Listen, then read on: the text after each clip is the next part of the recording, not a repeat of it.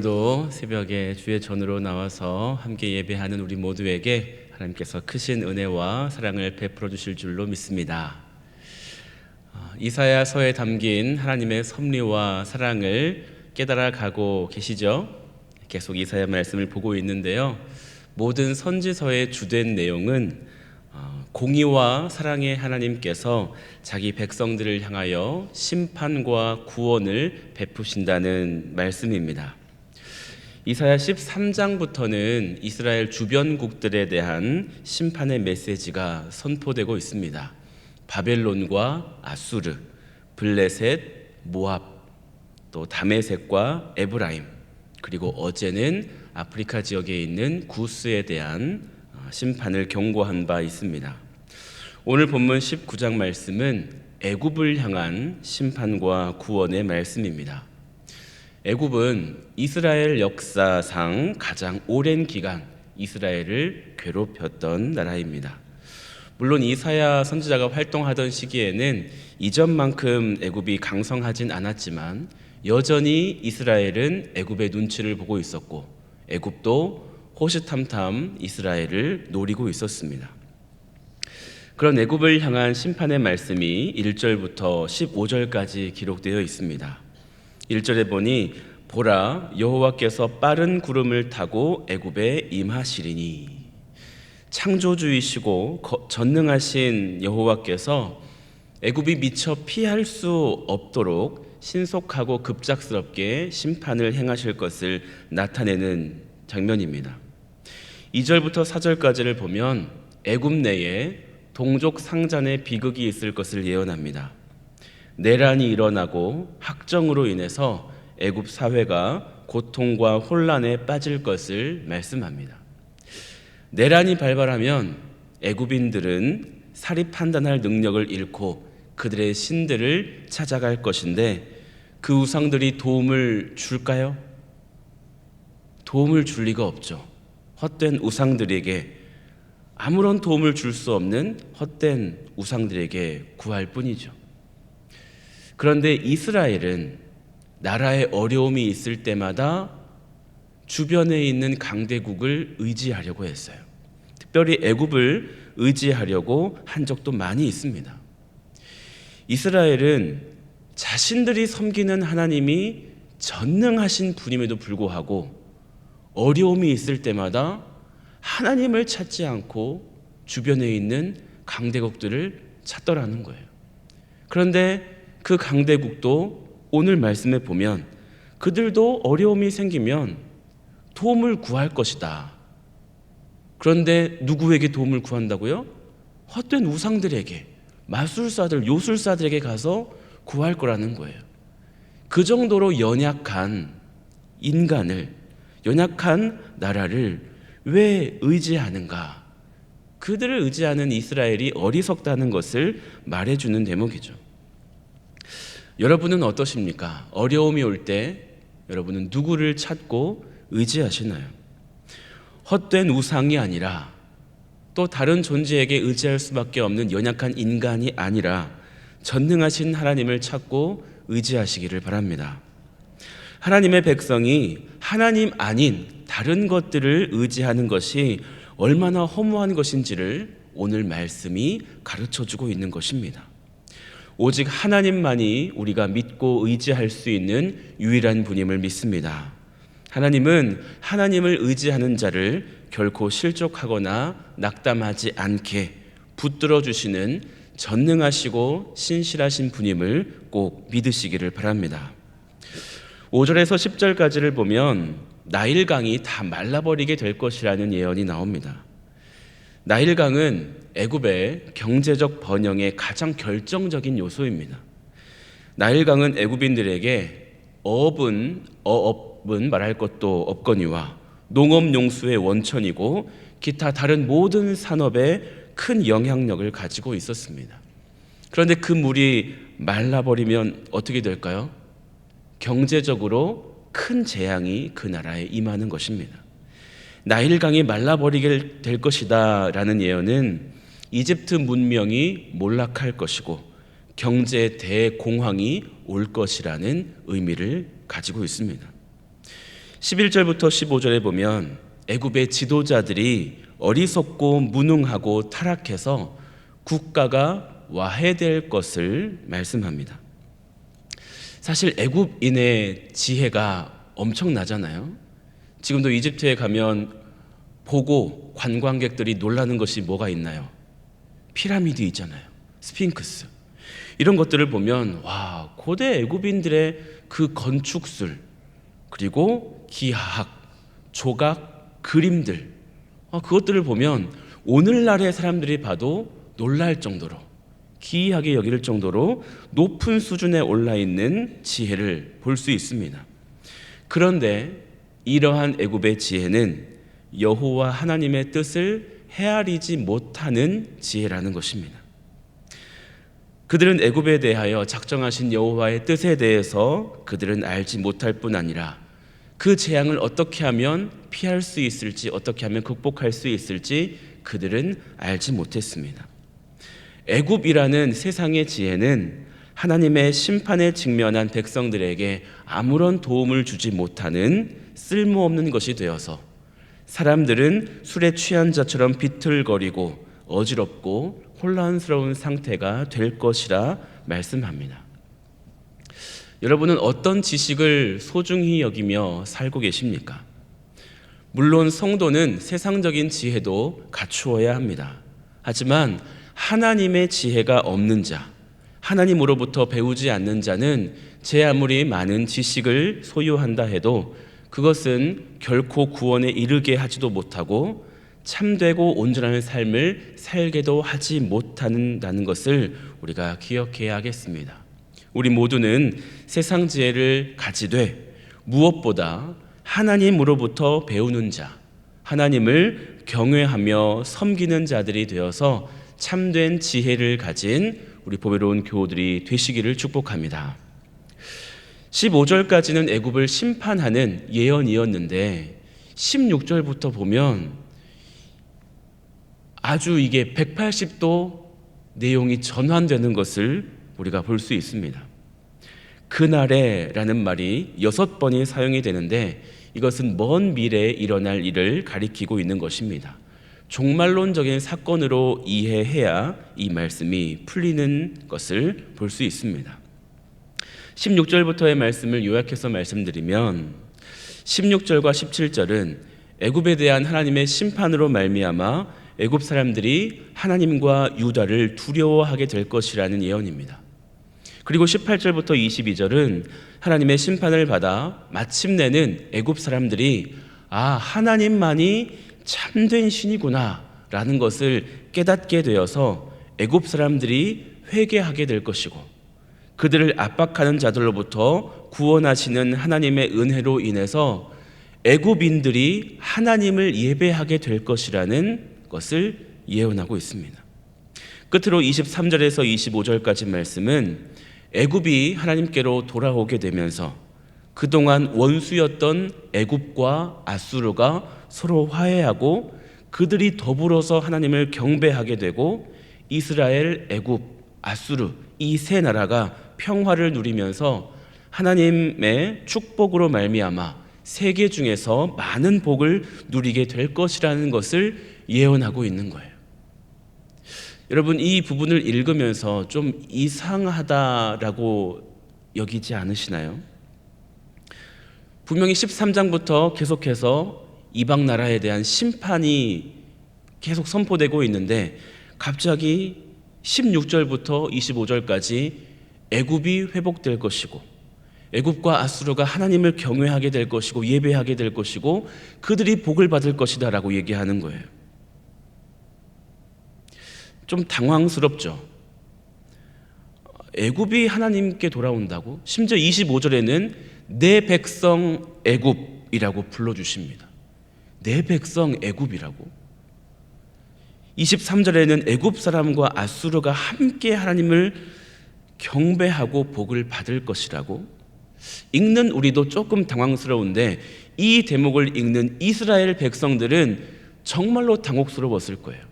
왜냐하면 아수르가 어떤 나라인가요? 아수르는 하나님의 선민인 이스라엘 백성들의 입장에서 보면 철천지 원수의 나라거든요. 북이스라엘을 멸망시켰고 남유다도 거의 멸망 직전까지 몰고 갔었습니다. 그 민족이 얼마나 잔인한지 인정사정 봐주지 않고 닥치는 대로 사람을 살육하고 또 약탈하는 나라였습니다. 그렇게 그런 나라는 하나님의 심판을 받아서 철저하게 영원히 멸망받아야 마땅한 나라가 아니겠습니까? 이스라엘 백성들은 누구나 다 그런 멸망이 아수르에 임하기를 바랐을 것입니다.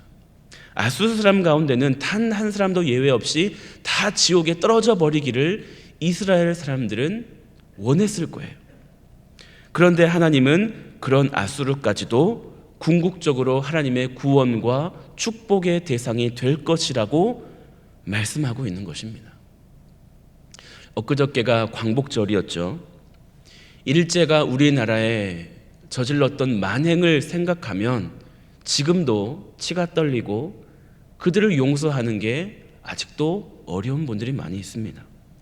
그런데 만약에 하나님이 일본을 내 백성이다, 내가 그들을 택겠다, 내가 그들을 세계 중에서 뛰어나게 할 것이다 라고 하나님께서 말씀하신다면 우리나라 사람 중에 그것을 기뻐할 사람이 얼마나 될까요?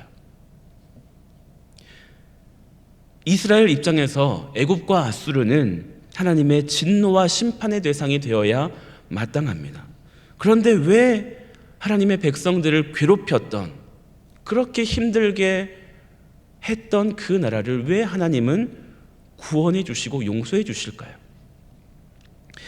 말씀을 준비하면서 이런저런 생각을 하다가 요나가 생각이 났습니다. 하나님이 도저히 이해가 되지 않아서 불평했던 요나 선지자 아닙니까? 하나님이 니느웨에 가서 말씀을 전하라고 하는데 요나는 그게 죽기보다 싫었습니다. 우여곡절 끝에 니느웨에 가긴 갔지만 건성으로 말씀을 전했죠. 그런데 놀라운 역사가 일어납니다. 니느웨 사람들이 요나가 전한 말씀을 듣고 울며 죄를 뒤집어쓰며 회개하기 시작하는 겁니다. 요나가 기대했던 모습이 아니거든요.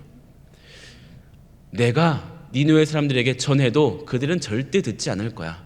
결국 그들은 망하게 될 거야 라고 생각했던 요나였는데 자기의 예상과는 다르게 니느웨 사람들이 회개하고 하나님께 돌아오고 하나님은 그들에게 내릴 재앙을 내리지 않으시고 용서하시는 거예요. 이 모든 모습이 요나의 보기에 마음에 들지 않았습니다. 그래서 하나님께 원망하죠. 이사야 19장 후반부를 읽는 제 마음과 요나의 마음이 같았습니다. 과거 하나님 나라 적들에 대한 이야기를 들으면서 느꼈던 그 마음, 근데 그들이 멸망당해야 되는데 회개해서 용서받는 그것을 보면서 마음에 들지 않는 그 마음, 인간의 마음이 얼마나 악한지, 보잘것없고 연약한지를 또 보게 되었습니다. 근데 성경은 하나님의 뜻과 마음을 우리에게 분명하게 말씀해 주시죠. 요나서 4장 마지막 절에 보면 이렇게 끝이 납니다. 여호와께서 이르시되 네가 수고도 아니하였고 재배도 아니하였고 하룻밤에 났다가 하룻밤에 말라버린 이 박넝쿨을 아꼈거든. 하물며 이 큰 성읍 니느웨에는 좌우를 분변하지 못하는 자가 12만여 명이요 가축도 많이 있나니 내가 어찌 아끼지 아니하겠느냐 하시니라. 이것이 하나님의 마음입니다. 또 에스겔서 33장 11절에 보면 너는 그들에게 말하라 주 여호와의 말씀이니라. 나의 삶을 두고 맹세하노니 나는 악인이 죽는 것을 기뻐하지 아니하고 악인이 그의 길에서 돌이켜 떠나 사는 것을 기뻐하노라. 악인이 죽는 것을 기뻐하지 아니하고 악인이 그의 길에서 돌이켜 떠나 사는 것을 기뻐하시는 마음이 하나님의 마음이라는 거예요. 창조 이래로 이 하나님의 마음이 단 한 번도 변함이 없더라는 것입니다. 구약 시대에 이방인이라 할지라도 회개하고 하나님께 돌아오는 자는 구원을 받을 수 있었습니다. 이스라엘만 구원받았던 것이 아니라 이방인 중에서도 회개하고 주님께 돌아오는 자들은 구원을 받았어요. 무엇을 보면서 알 수 있나요? 이방 여인들이 주님께 돌아오면 그들을 통하여서도 하나님은 구속사를 이어가게 하시더라는 거예요. 룻도 그랬고요. 하나님은 이방 사람들이 돌아오면 항상 구원해 주셨습니다. 예수님이 우리에게 말씀하셨죠. 원수까지 사랑하라. 원수를 사랑해라. 저주하지 말고 축복해라.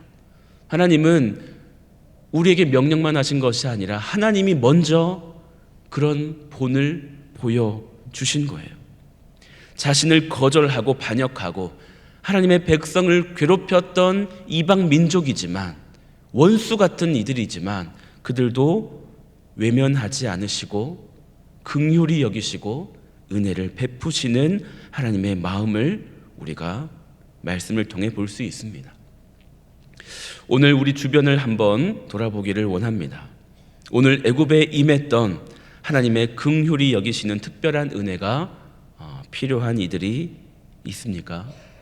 과거에 하나님을 믿는 가족들을 핍박하고 하나님을 대적하는 편에 서 있던 이들이 여러분 주위에 있습니까?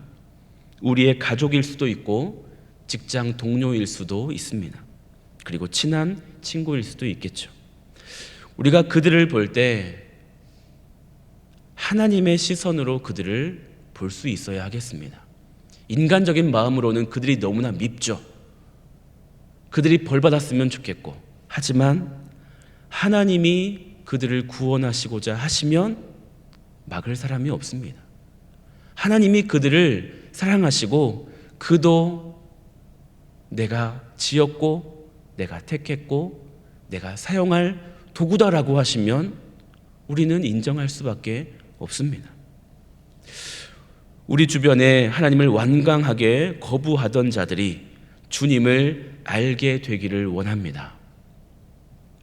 주님께 돌아오는 역사와 기적이 일어나면 참 좋겠습니다. 내가 교회 가는 것을 그렇게 싫어하는 우리 가족이 하루속히 하나님을 알고 고백하고 주님께 돌아와서 구원받는 역사가 일어나기를 소망합니다. 내 친구 중에, 내 동료 중에 내가 하나님을 섬기는 것을 싫어하고 그래서 괴롭히는 사람들이 있다 할지라도 우리가 그들도 하나님의 시선으로 바라보고 하나님 그들도 구원하여 주시옵소서. 인간적으로는 너무나 밉지만 하나님은 악인이 멸망하는 것을 기뻐하지 아니하신다 하셨으니 하나님 그들도 구원하여 주옵소서 라고 기도할 수 있는 우리가 되어야 하겠습니다. 쉽지 않으시죠? 하지만 하나님의 마음이 그러하다는 것을 우리가 알았으니 하나님의 마음과 뜻에 맞게 우리가 기도해야 하겠습니다. 오늘 19장 말씀을 정리해 보면 두 가지입니다. 하나님을 의지해라. 우리가 믿는 하나님이 전능하신 분이시기 때문에 어려움이 왔을 때 다른 사람, 다른 존재 의지하지 말고 우상 의지하지 말고 하나님만 의지하자라는 메시지이고, 두 번째는 아무리 하나님의 백성을 괴롭히고 힘들게 했던 사람이라 할지라도 하나님의 시선으로 바라보고 긍휼히 여기며 그들을 위해 기도해야 한다라는 메시지입니다. 오늘 이 두 가지를 기억하시면서 오늘 새벽에 기도의 제목 주시는 대로 성령이 이끄시는 대로 기도하시는 저와 여러분 되실 수 있기를 축복합니다. 기도하겠습니다. 하나님 아버지, 이사야서 말씀을 보면서 하나님의 마음과 뜻을 알아가게 해주시니 감사합니다. 하나님, 우리가 어려움이 있을 때마다 나는 누구를 의지하고 있는가 생각하면 내 옆에 도움 줄 만한 사람을 보고 있거나 또 내가 그동안 쌓아왔던 재물을 의지하거나 또 우상을 의지할 때가 있음을 고백합니다. 하나님, 그것은 너무나도 어리석은 것이라는 것을 오늘 말씀을 통해서 가르쳐 주셨습니다. 이스라엘은 틈만 나면 강대국의 손을 빌리려 했고 애굽을 의지하려 했지만 하나님은 속히 그들을 심판하실 수 있는, 그래서 그들은 어리석게 되고 바람에 날려버리는 한낱 힘없는 존재라는 것을 보게 하셨습니다. 하나님, 우리가 믿는 하나님은 전능하신 분이십니다. 하나님, 이것을 우리가 한순간도 잊어버리지 않게 하여 주시옵소서. 그래서 어떤 순간조차 하나님을 잃어버리지 않게 하셔서 주님만 믿고 의지하게 하셔서 하나님께서 모든 것을 회복시키시고 역전시키시는 것을 보게 하여 주시옵소서. 오직 하나님만 믿고 의지하는 하나님의 백성으로 살아가게 하여 주시옵소서. 또한 우리 안에 하나님의 크신 사랑의 마음을 부어주셔서 하나님, 우리를 통하여서 하나님의 사랑이 흘러가게 하여 주시옵소서. 우리 주변에 하나님을 믿지 않는 사람들, 하나님을 완강하게 거부할 뿐만 아니라 하나님을 믿는 자들을 힘들게 하는 이들이 있습니다. 하나님, 솔직히 그들이 밉습니다. 하지만 하나님은 그들조차 멸망당하기를 원하지 않으시고 그들이 돌아와 하나님을 섬기기를 원하신다는 것을 알았습니다. 그것이 하나님 아버지의 마음이라는 것을 알았으니 하나님, 우리가 그들을 위해 기도하겠습니다. 하나님, 그들에게도 하나님의 특별한 은혜가 임하여 그 길에서 돌이켜 하나님의 자녀가 되는 은혜가 있게 하여 주시옵소서. 우리 가족 중에 아직 믿지 않은 이들이 있다면 하나님, 계속 그들을 위하여 기도하겠습니다. 하나님의 때에 하나님의 방법으로 그들을 구원하여 주셔서 그들이 옛 일을 버리고 잘못된 길을 버리고 진리 앞에 무릎 꿇게 하여 주시고 하나님을 섬길 수 있게 하여 주시옵소서. 그래서 애굽과 아수르와 이스라엘이 서로 화해하며 하나님을 예배하는 것처럼 우리 온 가족이 함께 하나님을 예배하고 하나님을 거부했던 자들이 함께 하나님의 이름을 높여드릴 수 있는 그 날이 속히 올 수 있게 하여 주시옵소서. 오늘도 주님을 의지하며 기도하는 우리 보배로운 교우들의 기도에 주님 선하게 응답하여 주시고 오늘도 우리가 가는 곳마다 하나님의 구원과 사랑이 흘러갈 수 있도록 우리를 사용하여 주시옵소서. 오늘 우리 청년들 수련회를 마치고 돌아오는 날입니다. 돌아오는 그 순간까지 안전하게 지켜주시고 수련회 기간 동안 받았던 은혜 쉽게 잊어버리지 말게 하여 주시고 그 은혜 받은 것 잘 지키고 이 세상 속에 다시 보내질 때에 세상 속에서 그리스도의 빛을 바라며 살아가는 하나님의 자녀들 될 수 있도록 축복하여 주시옵소서. 오늘도 모든 것에 감사드리오며 예수 그리스도의 이름으로 기도하옵나이다. 아멘.